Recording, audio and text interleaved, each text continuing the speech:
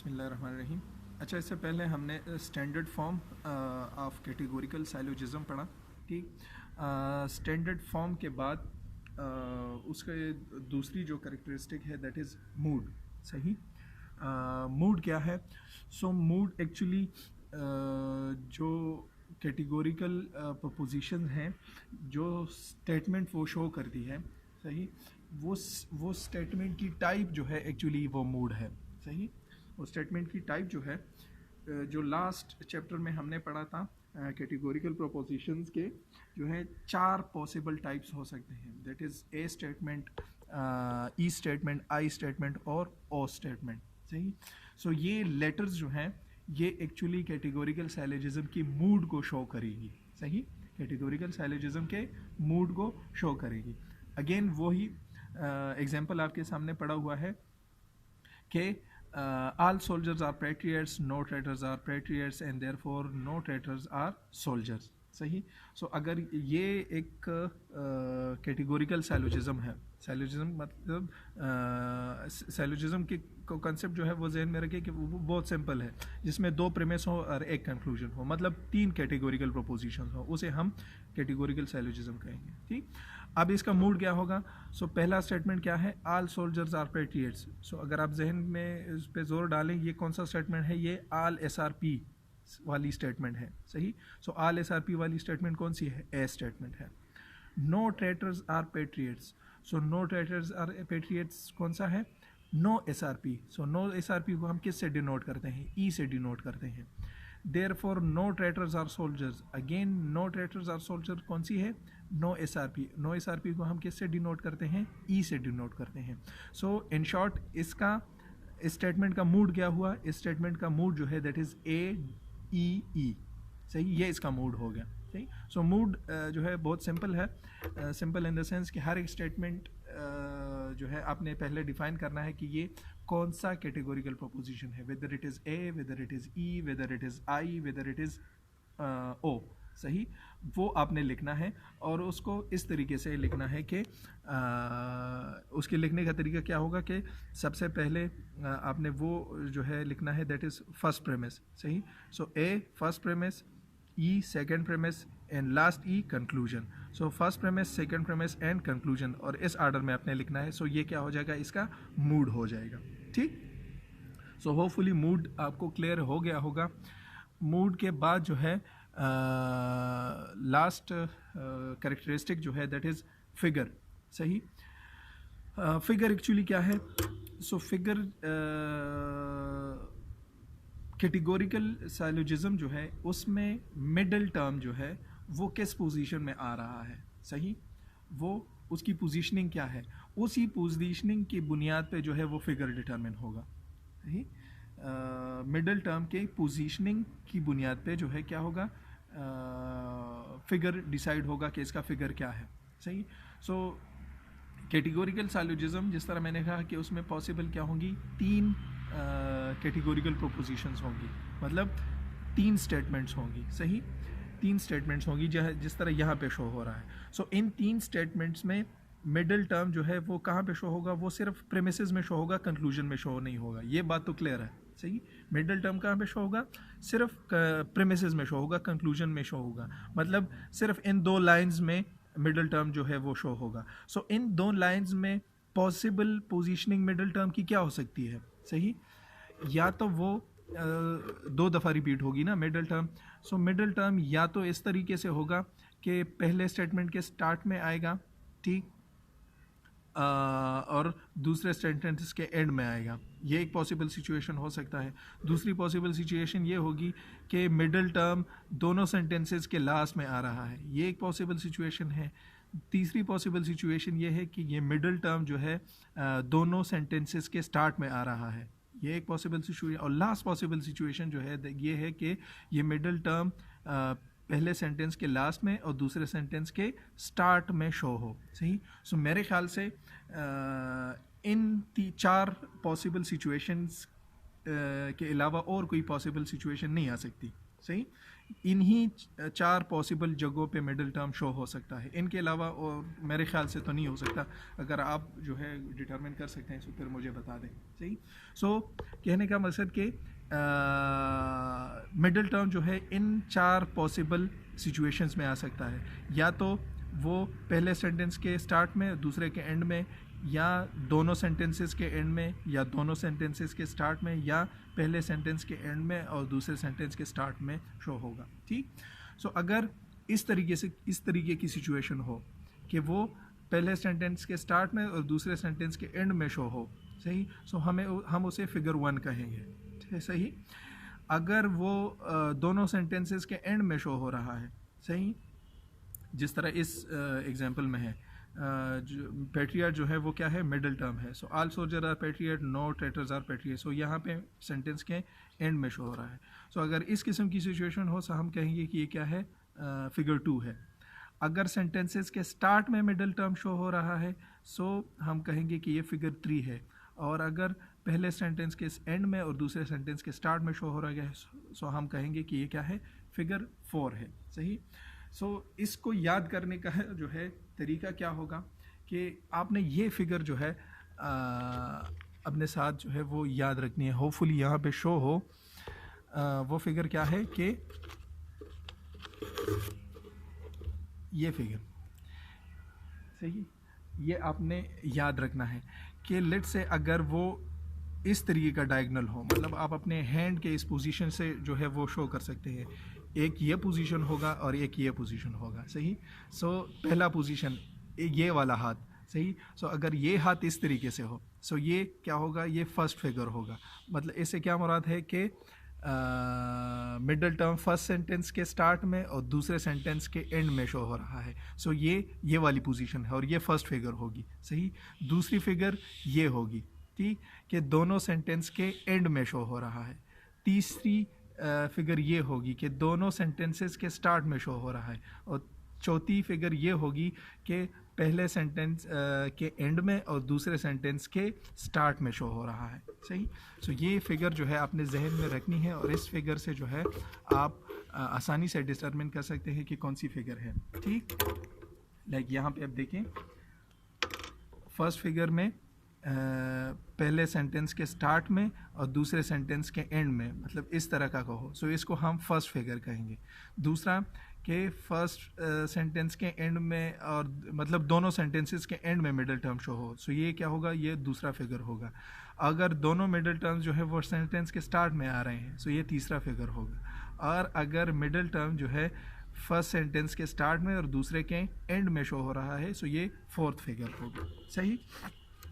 सो सबसे पहले आपने क्या करना है, स्टैंडर्ड फॉर्म डिटरमिन करना है, फिर मूड डिटरमिन करना है, उसके सामने मूड से मुराद के वो लेटर्स लिखने हैं, और तीसरा आपने ये करना है कि उसका फिगर जो है वो डिटरमिन करना है। सो लेट्स से अभी जो हमने एग्जांपल किया, ये एग्जांपल आपके सामने पड़ा हुआ है, that is no paintings are sculptures, some sculptors are artists and therefore some artists are not painters। ये एक एग्जांपल है। अब जो है हमने क्या करना है, सबसे पहले देखना है कि ये स्टैंडर्ड फॉर्म में है कि नहीं है, फिर हमने इसका मूड डिफाइन करना है, फिर फिगर डिफाइन करना है, एंड एट द एंड इसकी वैलिडिटी जो है वो देखनी है। ठीक। So let's start. इसमें से सबसे पहले आपने देखना क्या होगा कि कंक्लूजन कौन सी है। सही। सो ये therefore some artist are not painters, ये क्या है, ये कंक्लूजन है। सही। सो अब कंक्लूजन में मेजर टर्म और माइनर टर्म जो है वो ढूंढना है। ठीक। सो मेजर टर्म क्या है, यहाँ पे पेंटर्स जो है वो लास्ट में आ रहे हैं। सो मेजर क्या होगा, पेंटर्स जो है ये क्या होगा, मेजर टर्म होगा। ठीक। दूसरा जो है इसका माइनर टर्म, सो माइनर के टर्म क्या है, आर्टिस्ट जो है वो प्रेडिकेट है, सॉरी सब्जेक्ट है, सो सब्जेक्ट क्या होगा, सब्जेक्ट माइनर टर्म होगा। ठीक। अभी हमने देखना है कि ये स्टैंडर्ड फॉर्म में है कि नहीं है। सो स्टैंडर्ड फॉर्म क्या कहता है कि मेजर टर्म जो है वो मेजर प्रेमिस में शो हो। सही। मेजर टर्म जो है वो मेजर प्रेमिस में शो हो। मेजर प्रेमिस कौन सा है? मेजर प्रेमिस पहला होता है। सो पहले में पेंटिंग शो हो रही है, पेंटर्स शो हो रहे हैं, हाँ शो हो रहे हैं बिल्कुल ठीक। और फिर कहता है कि माइनर टर्म जो है वो माइनर प्रेमिस क्या होगा, वो सेकंड होगा, मतलब सेकंड प्रेमिस में माइनर टर्म शो होगा। सो सेकंड जो प्रेमिस है वहाँ पे आर्टिस्ट शो हो रहे हैं, यहाँ पे जो माइनर टर्म है, हाँ बिल्कुल आर्टिस्ट शो हो रहे हैं ठीक। सो ये क्या है, ये स्टैंडर्ड फॉर्म में है सही। और स्टैंडर्ड फॉर्म के और भी जो कंडीशंस हैं वो सेटिस्फाई हो रहे हैं कि हर एक टर्म जो है वो 2 दफ़ा रिपीट हो। सो अगेन 2 दफ़ा रिपीट हो रहा है और हर एक टर्म जो है उसके मीनिंग सेम हो। सो अगेन वो मीनिंग्स भी सेम आ रही हैं ठीक। अच्छा, सो ये तो डिसाइड हो गया कि ये स्टैंडर्ड फॉर्म में है ठीक।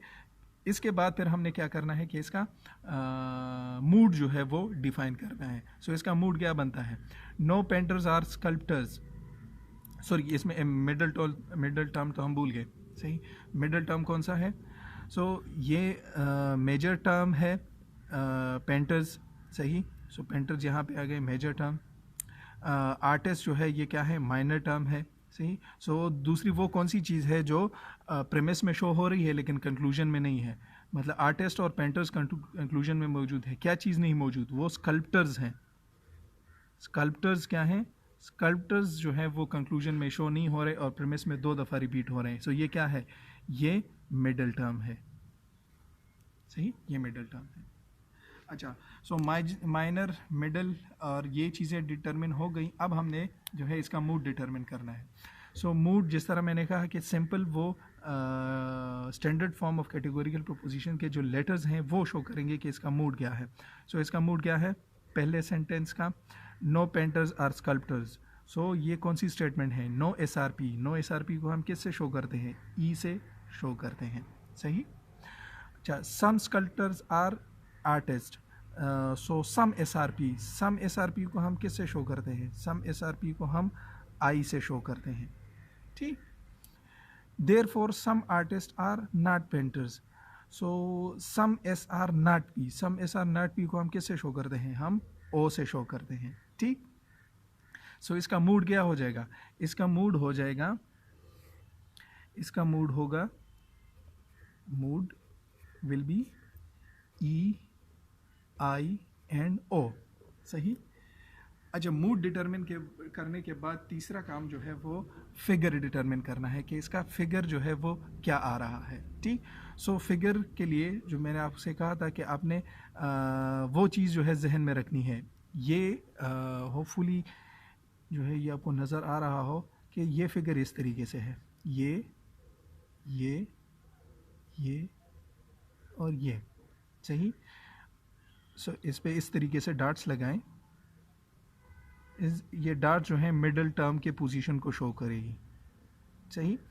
मतलब नीचे जो है, जो डॉट नीचे होगा वो सेकेंड प्रीमिस को शो करेगा, जो डॉट ऊपर होगा वो फर्स्ट प्रीमिस में मिडल टर्म के पोजीशन को शो करेगा सही। सो अगर मिडल टर्म जो है फर्स्ट सेंटेंस के स्टार्ट में और दूसरे सेंटेंस के एंड में शो होगा, सो हम कहेंगे कि ये फिगर 1 है। अगर दोनों सेंटेंसेस के एंड में शो हो रहा है सो हम कहेंगे कि ये फिगर 2 है। अगर दोनों सेंटेंसेस के स्टार्ट में शो हो रहा है सो हम कहेंगे कि ये फिगर 3 है। और अगर फर्स्ट सेंटेंस के स्टार्ट में और दूसरे के एंड में शो हो रहा है सो हम कहेंगे कि ये फिगर 4 है ठीक। तो अब यहाँ पे देखिए कि ये कौन सा फिगर है।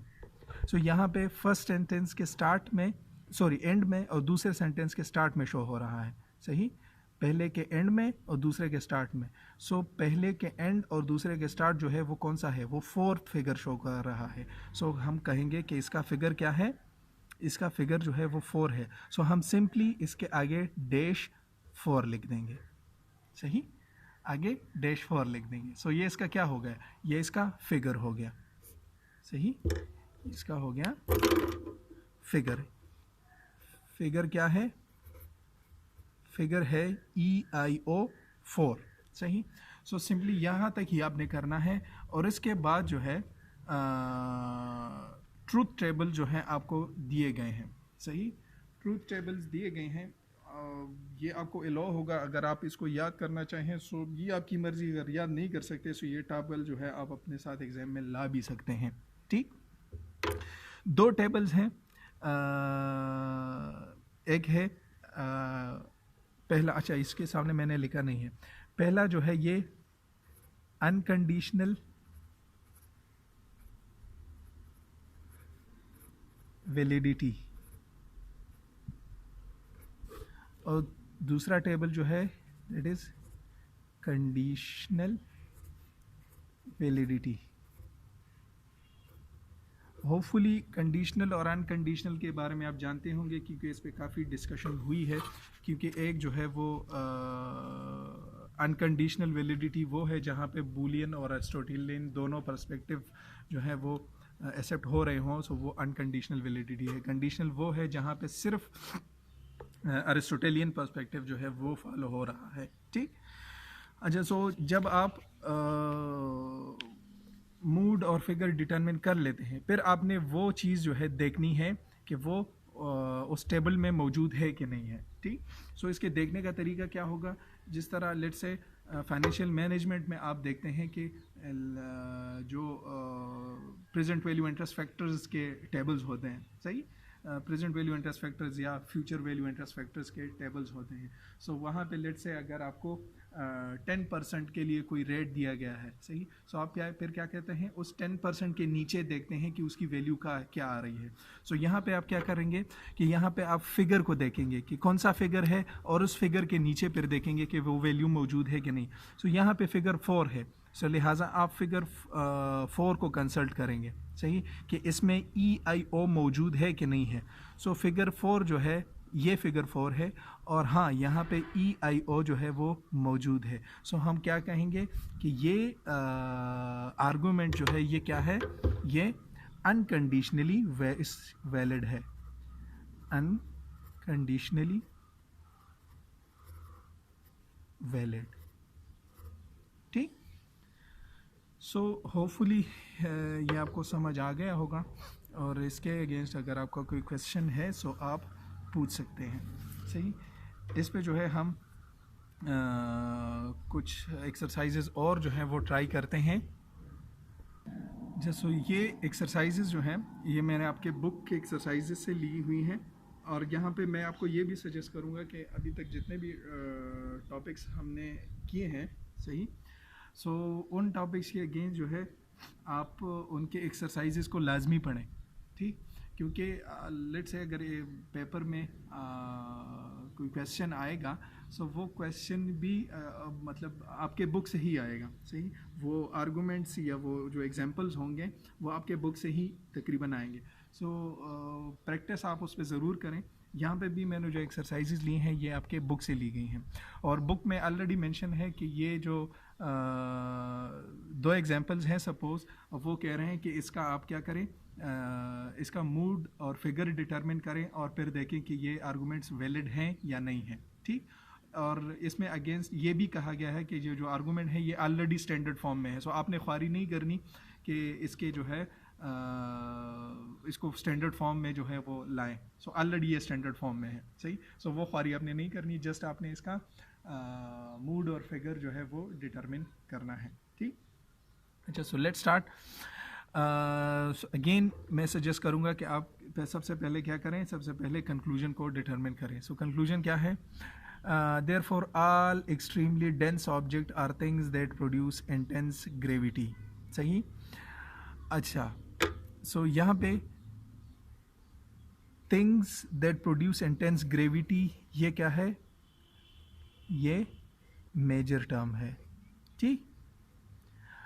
और एक्सट्रीमली डेंस ऑब्जेक्ट्स क्या हैं, एक्सट्रीमली डेंस ऑब्जेक्ट्स ये क्या हो जाएगा, ये माइनर टर्म हो जाएगा, सही। सो बुक में तो ऑलरेडी दिया गया है कि ये स्टैंडर्ड फॉर्म में है, लेकिन अगर आप उसको प्रूव करना चाहें तो आप प्रूव भी कर सकते हैं। स्टैंडर्ड फॉर्म के लिए ज़रूरी क्या है कि पहला प्रेमिस मेजर प्रेमिस होना चाहिए, मतलब कि पहले प्रेमिस में मेजर टर्म का होना ज़रूरी है। सो आया पहले टर्म में things that produce intense gravity मौजूद है, सो हाँ बिल्कुल मौजूद है, things that produce intense gravity मौजूद है, ठीक। दूसरा कि माइनर टर्म जो है वो सेकंड प्रेमिस में होना चाहिए। माइनर टर्म क्या है, एक्सट्रीमली डेंस ऑब्जेक्ट, सो एक्सट्रीमली डेंस ऑब्जेक्ट अगेन ये भी क्या है, मौजूद है, ठीक। अब इसमें मिडिल टर्म कौन सा है, सो मिडिल टर्म जो है all neutrons are stars, sorry neutron star जो है, ऑल न्यूट्रॉन स्टार नहीं, सिर्फ ये कैटेगरी आपने डिटरमिन करनी। न्यूट्रॉन स्टार्स क्या हैं? ये मिडल टर्म है, सही, ये मिडल टर्म हो गया, सही, ये आपने डिटरमिन कर लिया। अच्छा, अब जो है आपने इसका मतलब ये स्टैंडर्ड फॉर्म में है, ये डिटरमिन हो गया। फिर आपने क्या करना है, इसका मूड और फिगर जो है वो डिटरमिन करना है। सो मूड के लिए क्या है? मूड के लिए आपने हर एक स्टेटमेंट का जो है वो देखना है कि ये कौन से standard form of categorical proposition है। So all neutron stars are things that produce intense gravity. So again अब अगर आप सोचें, सो ये क्या है? ऑल SRP, मतलब ये क्या है? ये ए स्टेटमेंट है, सही। सो इसके आगे मैं लिख दूंगा कि ये क्या है? ये ए स्टेटमेंट है।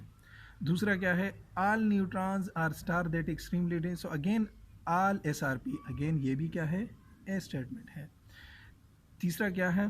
Conclusion, therefore all extremely dense objects are things that produce intense gravity. So again ये भी ऑल SRP, मतलब ये तीनों जो हैं ए स्टेटमेंट्स हैं, सही। सो मूड डिटरमिन हो गया। मूड क्या है? अब यहाँ पे लिख दें, मूड क्या है? मूड है AAA, सही। फिर तीसरा काम जो आपने करना है कि इसका फिगर डिटरमिन करना है, फिगर डिटरमिन करना है। सो फिगर के मुतालिक जिस तरह पहले मैंने कहा कि आपने ये डायग्राम जो है अपने जहन में रखना है कि अगर मिडल ऑफ टर्म जो है वो उसकी पोजीशनिंग क्या है पहले और दूसरे सेंटेंस में। सो यहाँ पे मिडल टर्म जो है वो दोनों सेंटेंसेस के स्टार्ट में आ रहा है। सो दोनों सेंटेंसेस के स्टार्ट में हो, सो कौन सा फिगर होगा? सो वो 3 वाला फिगर होगा, ठीक है, कि दोनों सेंटेंसेस के स्टार्ट में आ रहा हो। सो वो कौन सा होगा? वो 3 होगा। सो इसका फिगर क्या हो जाएगा? इसका फिगर हो जाएगा AAA-3, सही, AAA-3। अब आपने जो है टेबल्स को कंसल्ट करना है और देखना है कि ये स्टेटमेंट वैलिड है या नहीं है। AAA in figure 3। So figure 3 में AAA नहीं मौजूद, सही। तो ये क्या है? ये इनवैलिड है, अनकंडीशनली इनवैलिड है। कंडीशनली वैलिड है, सो कंडीशनली भी नहीं वैलिड, सही, ना अनकंडीशनली वैलिड है ना कंडीशनली वैलिड है। सो सिंपली हम कह देंगे कि यह क्या है? इनवैलिड है, ठीक। अब दूसरा एग्जांपल, अगेन मैं सजेस्ट करूंगा कि आप क्या करें, कंक्लूजन जो है वहाँ से स्टार्ट करें। सो कंक्लूजन में देखें कि मेजर और माइनर टर्म जो है वो कौन से हैं। So therefore some hypnotized people are not good witnesses, सही, witnesses है, ठीक।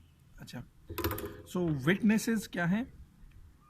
witnesses हो गया आपका मेजर टर्म, ठीक। hypnotized people क्या हो गया? माइनर टर्म हो गया, सही।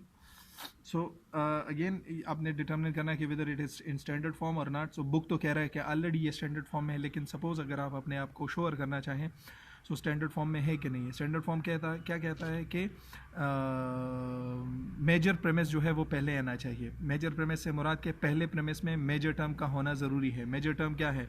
विटनेसेस। सो विटनेसेस पहले में प्रेमिस में मौजूद है, हाँ बिल्कुल मौजूद है, यहाँ पे देखिए मौजूद है, ठीक। फिर कहता है कि माइनर टर्म जो है वो सेकंड प्रेमिस में होना चाहिए। सो हाइप्नोटाइज पीपल सेकंड प्रेमिस में मौजूद है, हाँ बिल्कुल मौजूद है, यहाँ पे देखिए हाइप्नोटाइज पीपल मौजूद है, ठीक। So what is the middle term? Middle term क्या है? मिडिल टर्म की कैटेगरी क्या है? सो मिडिल टर्म अगर आप यहाँ पे देखें, so people who mix fact with fantasy, उन लोगों का ग्रुप जो फैक्ट को फैंटेसी के साथ मिक्स करते हैं, ये क्या है? ये मिडिल टर्म है। सो ये क्या है? Middle term. पहले सेंटेंस के स्टार्ट में आ रहा है और दूसरे सेंटेंस के एंड में आ रहा है, ये मिडिल टर्म है। पहले सेंटेंस के स्टार्ट में और दूसरे सेंटेंस के एंड में, सही। अच्छा, सबसे पहले तो ये करें कि इसका स्टैंडर्ड फॉर्म जो है वो डिटरमिन करें। पहला सेंटेंस या पहली प्रोपोजिशन जो है वो किस स्टैंडर्ड फॉर्म में है? No people who fix fact with fantasy are good witnesses, मतलब नो SRP। नो SRP वाली स्टेटमेंट कौन सी होगी? ये ई स्टेटमेंट होगी। ठीक। Some hypnotise people who mix fact with fantasy. अगर आप सोचें ये कौन सी है, ये सम SRP। सम SRP को हम किससे डिनोट करते हैं? आई से डिनोट करते हैं। ठीक। और लास्ट क्या है? Therefore some hypnotise people are not good witnesses, मतलब सम SR0P। सम SR0P को हम किससे डिनोट करते हैं? ओ से डिनोट करते हैं।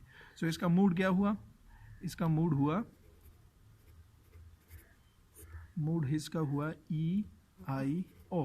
ठीक। अब हमने इसका फिगर डिटरमिन करना है। फिगर के लिए अगेन मैंने आपको कहा कि आपने मिडिल टर्म की पोजीशनिंग को देखनी है। मिडिल टर्म पहले सेंटेंस के स्टार्ट में आ रहा है और दूसरे सेंटेंस के एंड में आ रहा है। अगेन वो फिगर अपने जहन में लाएं कि पहले सेंटेंस के स्टार्ट में और दूसरे सेंटेंस के एंड में अगर हो तो वो कौन सा होगा? वो फर्स्ट फिगर होगा। सही। हम लिख देंगे कि इसका फिगर क्या बन रहा है? इसका फिगर बन रहा है -1। सही। -1 से हम क्या करेंगे कि मतलब इस मूड को पहले फिगर में देखेंगे। सही। इस मूड को हम पहले फिगर में देखेंगे। पहला फिगर, इसका मूड क्या है? सॉरी, भूल गया मैं। EIO। सही। EIO पहले फिगर में मौजूद है? हाँ, बिल्कुल मौजूद है। हम क्या कहेंगे कि ये क्या है? अनकंडीशनली वैलिड है। आगे हम लिख देंगे कि ये क्या है? अनकंडीशनली वैलिड है। ठीक। देखें अब ये कितना आसान हो गया कि मतलब आपने जो है, जो आर्गूमेंट होता है उसके कंटेंट्स को सोचना जो है वो ज़रूरी नहीं है कि आप उसको सोचें कि यार हाँ, ये जो वो लोग जो फैंटेसी को फैक्ट के साथ मिक्स करते हैं, ये सच है कि नहीं है और ऐसा होता है कि नहीं होता। दूसरे सेंटेंस के बारे में सोचें कि हिप्नोटाइज पीपल ऐसा करते हैं या नहीं करते। ठीक। क्या करना है हमने जस्ट जो उसके लिए स्टैंडर्ड बनाया गया है उस स्टैंडर्ड को देखना है और उस स्टैंडर्ड के बाद जो टेबल बनाया गया है उस टेबल में देखना है और उसकी वैलिडिटी और अनवैलिडिटी जो है उसको जज करनी है। ठीक। दो एग्जांपल और करने हैं और ये दो एग्जांपल वो हैं जो ये भी अगेन आपके बुक से हैं और इसकी भी आपने वैलिडिटी और अनवैलिडिटी नहीं देखनी है, लेकिन एडिशनली इसमें ये काम करना है कि ये स्टेटमेंट जो है ये स्टैंडर्ड फॉर्म में नहीं है। आपने इसको स्टैंडर्ड फॉर्म में लाना है। सही। स्टैंडर्ड फॉर्म में लाने के लिए सबसे पहले जो आपने करना होगा वो क्या करना होगा कि उन स्टेटमेंट्स के कंक्लूजन को देखना होगा। पहला स्टेप क्या होगा कि आप कंक्लूजन को देखें। सही। ये स्टेटमेंट जो पड़ा हुआ है that no Republicans are Democrats, so no Republicans are big spenders since all big spenders are Democrats. इसमें कंक्लूजन कौन सा होगा? कंक्लूजन इसमें कौन सा होगा? कंक्लूजन के लिए जो लॉजिक के स्टार्ट में हमने कहा था कुछ इंडिकेटर्स होते हैं। सही। कुछ एक इंडिकेटर वर्ड्स होते हैं जो आपको बताते हैं कि ये प्रीमिस है या कंक्लूजन है। यहाँ पे अगर आप देखें सही, मतलब जो पहले कहा गया है उसकी बुनियाद पे हम ये क्लेम कर रहे हैं। ठीक। No Republicans are big spenders. मतलब कि ये स्टेटमेंट जो है, ये स्टेटमेंट ये क्या है? ये कंक्लूजन है। सही। सिंस जब आएगा जिस तरह प्रीमिस के इंडिकेटर्स हैं। सही। सिंस जो है वो प्रीमिस को शो करता है। अगेन ये क्या है? ये प्रीमिस है। ठीक। और ये भी क्या है? ये प्रीमिस है। ये कंक्लूजन हो गया, ये प्रीमिस हो गया और दूसरा ये प्रीमिस हो गया। सही। दो प्रीमिसेस और एक कंक्लूजन। स्टैंडर्ड फॉर्म में लाने के लिए सबसे पहले आपने क्या करना होगा कि कंक्लूजन को सबसे पहले लिखना होगा। सही। कंक्लूजन को हम सबसे पहले लिख देते हैं, वो क्या है? नो रिपब्लिकन्स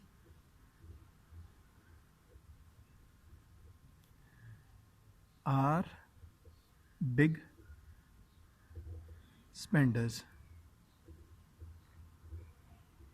सही, ये कंक्लूजन हो गया। ठीक, अब पहला प्रेमिस कौन सा होना चाहिए, दूसरा प्रेमिस कौन सा होना चाहिए। पहला प्रेमिस कौन सा होना चाहिए।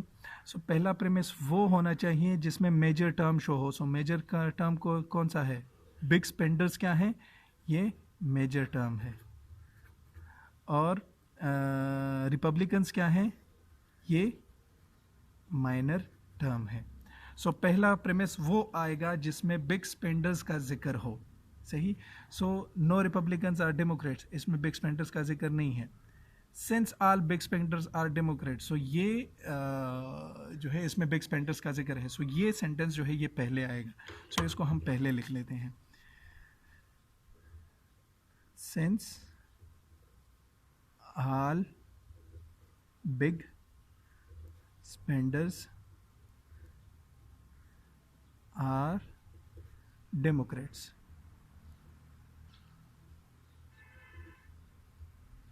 ठीक, ये सेंटेंस पहले आ गया।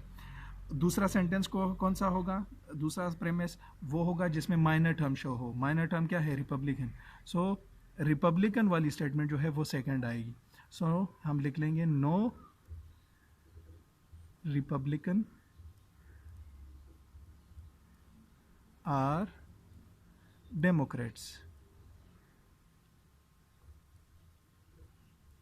ठीक, अब ये आ गया स्टैंडर्ड फॉर्म में। सही, ये हो गया स्टैंडर्ड फॉर्म में। मेजर टर्म भी डिटरमिन हो गया, माइनर टर्म भी डिटरमिन हो गया। अच्छा, इसमें मिडिल टर्म क्या कौन सा होगा। रिपब्लिकन्स और स्पेंडर्स जो हैं ये वो टर्म्स हैं जो कंक्लूजन में शो हो रहा है। वो क्या चीज़ है जो कंक्लूजन में शो नहीं हो रही। डेमोक्रेट्स जो हैं वो कंक्लूजन में शो नहीं हो रही। सही, और वो 2 दफ़ा प्रेमिस में रिपीट हुई है। ये क्या होगा, ये मिडिल टर्म होगा। अगेन यहाँ पे देखिए मिडिल टर्म सेंटेंसेस के लास्ट में आ रहा है। ठीक, अच्छा, ये तो हो गया स्टैंडर्ड फॉर्म।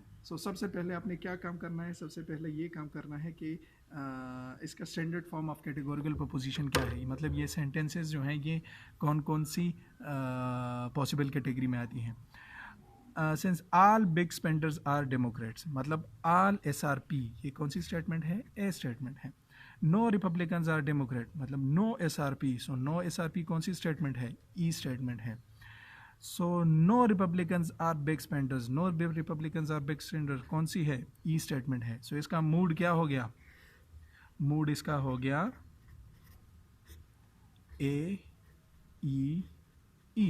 ठीक, तीसरा काम आपने जो करना है वो इसका मिडिल टर्म की पोजीशनिंग डिटरमिन करनी है। मिडिल टर्म क्या है, दोनों सेंटेंसेस के लास्ट में।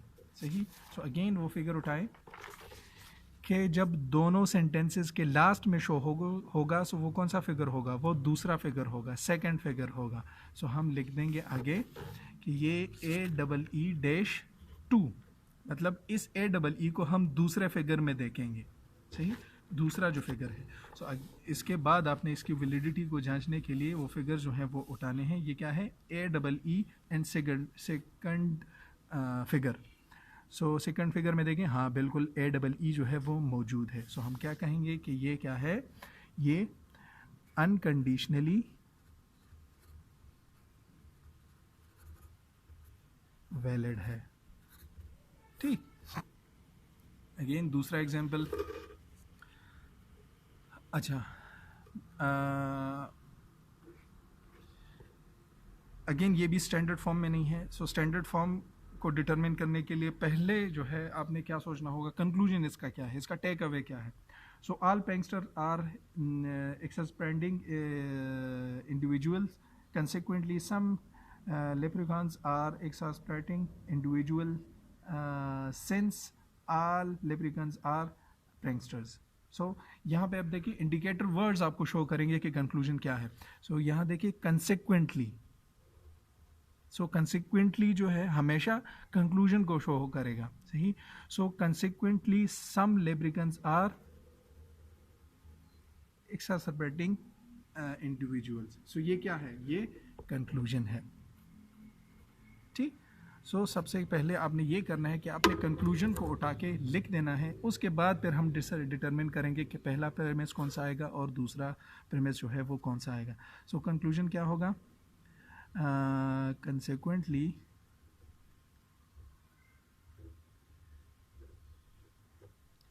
some leprechauns